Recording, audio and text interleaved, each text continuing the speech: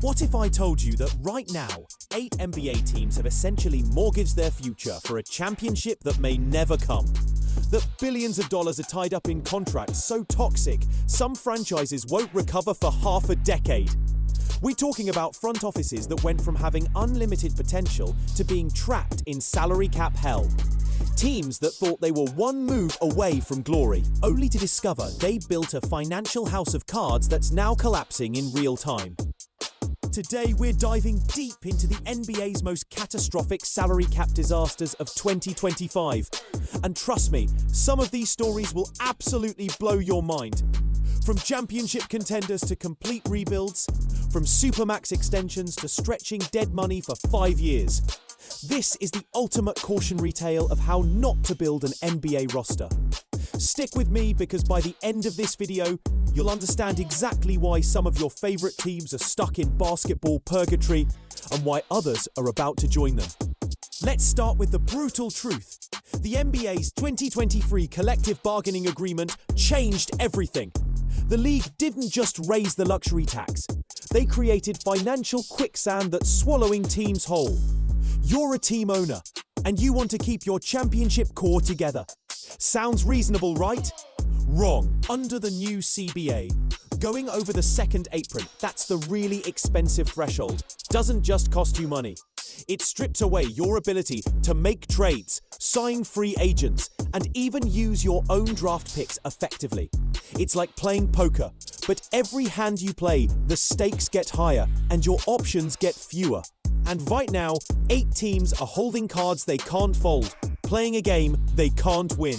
But before we dive into the disasters, let's talk about how it should be done. The Oklahoma City Thunder just won their first championship since 2012. And guess what? They're still under the luxury tax threshold this season. Think about that for a second. Fresh off a title with a young core of Shai Gilgeous-Alexander, Jalen Williams, and Chet Holmgren. And they still have financial flexibility. That's not luck, that's masterful roster construction. Sam Presti didn't just build a championship team, he built a championship dynasty while keeping the books clean.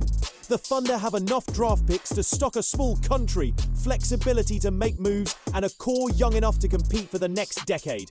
That's how you do it. Now, let me show you how 8 other teams did the exact opposite. Number 8.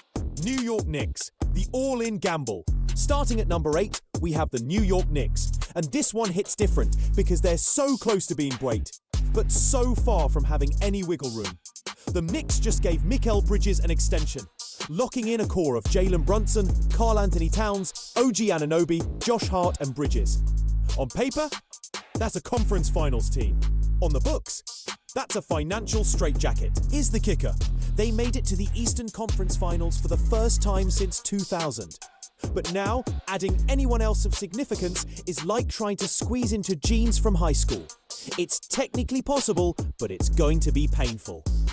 The Knicks cashed in most of their future draft picks to build this roster. They're betting everything on this core taking that final step to the NBA Finals. If they don't, well, let's just say Knicks fans better get comfortable with this exact roster for the next few years. Number 7. Minnesota Timberwolves, the missing piece problem. Here's a team that's been to back-to-back Western Conference Finals. Back-to-back. But they have one glaring hole that might keep them from ever getting over the hump. They're locked in with Anthony Edwards, Julius Randle, Rudy Gobert, Jaden McDaniels, and Naz Reid. Solid core, right? But here's the problem that's keeping me up at night. They don't have a real point guard. Mike Conley is 37 years old and Father Time is undefeated. Rob Dillingham looked lost as a rookie. Dante DiVincenzo can play the position, but he's not a true floor general. And with their salary cap situation, they can't just go sign Chris Paul or any other veteran point guard. The Wolves are like a Formula One car with a bicycle wheel. Fast everywhere except the one place that matters most. And they don't have the draft picks or cap space to fix it. At number 6, we have the Cleveland Cavaliers. And this one's fascinating because they just had their best regular season without LeBron James. 64 wins. But nobody seems convinced they're actually contenders. Second round exits 2 years in a row will do that to you. The Cavs are paying Donovan Mitchell, Evan Mobley, Darius Garland, Jarrett Allen, DeAndre Hunter, and Max Strus like they're a championship core. But here's the thing, Mitchell only has 2 guaranteed years left, and if he walks, the books get clean, but so does their playoff viability. It's the NBA's ultimate catch-22. Pay to keep the core together and hope they figure it out, or let your best player walk and start over. Either way, Cleveland's stuck in basketball purgatory with limited draft capital thanks to the Mitchell trade. Number 5, the Denver Nuggets. This one hurts because we're talking about the 2023 NBA champions, with arguably the best player on the planet in Nikola Jokic. But here's what's wild. They won a championship and they still couldn't figure out the money situation. They finally made a change this summer, trading Michael Porter Jr. for Cam Johnson. But the damage was already done. Jamal Murray, Aaron Gordon, Jokic and Johnson are eating up massive chunks of the payroll, and they still don't have enough depth. Christian Braun needs an extension, and here's the scary part. Jokic's extension isn't even guaranteed if this team keeps stagnating in the playoffs. Imagine losing the best player in the world because you couldn't build a proper supporting cast. That's the nightmare scenario Denver is facing. Number 4 is where things get really heartbreaking. The Boston Celtics.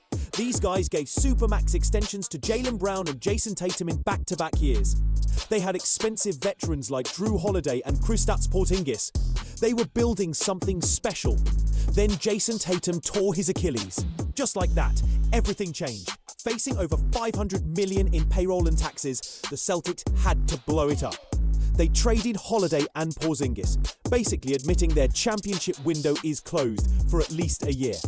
Now they're paying Brown and Tatum a combined $120 million in 2027-28, with Tatum missing an entire season. That's not just bad luck, that's a franchise-altering catastrophe. Number 3, Phoenix Suns. The bronze medal for salary cap disasters goes to the Phoenix Suns, and this story is wild. Remember when Phoenix went all in for Kevin Durant and Bradley Beal to pair with Devin Booker? That was supposed to be their championship core. Well, Durant and Beal are gone now, but guess what's still on the books? Bradley Beal's stretched contract. $19.4 million per year through 2029-30. 5 years of dead money from a player who's not even on the roster anymore. So now the Suns are trying to rebuild around Booker, but they owe all their first-round picks to other teams through 2031. They can't tank because they don't own their picks. They can't compete because they don't have the talent. They're stuck in basketball limbo with one of the worst roster constructions in recent memory. Phoenix thought they were getting a championship. Instead, they got a masterclass in how to destroy a franchise in 2 seasons. Number 2 will shock you. The Orlando Magic. Now you might be thinking, the Magic? Really? But hear me out. This team hasn't won a playoff series since 2010. They've had back-to-back first-round exits. Their young core of Paolo Banchero, Franz Wagner and Jalen Suggs is talented, but hasn't proven anything yet. So what did they do? They traded multiple first-round picks for Desmond Bane and gave him a near-max contract.